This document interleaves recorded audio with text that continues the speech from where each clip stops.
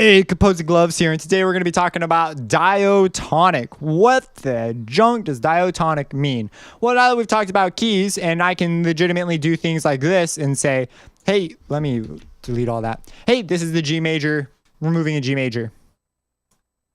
So, okay, that's G major. So we're in the key of G major. So what tone is the most important? Well, it's G. It's G major. If it was G minor, guess what tone's still the most important? G. It's still G. So it's kind of an interesting, we just choose different notes after that, different intervals. So we haven't gotten to minor scales. Right now we're talking about diatonic.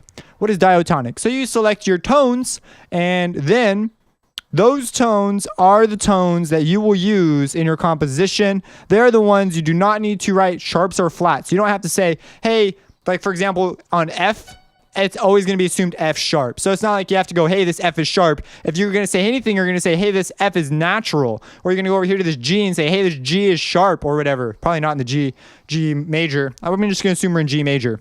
So they're the tones that you don't need to say, hey, this is actually blank. Like you don't have to do that. They're assumed. So anytime you have those, they're considered diatonic. So they're only the tones in the scale that you're using. I don't know why I look over here, but I feel like I need to look around, like, I don't know.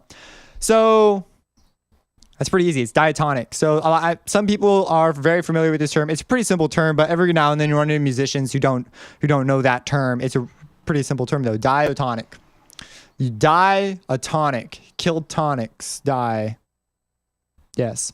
If you have any questions, let me know. Subscribe and have a blessed day.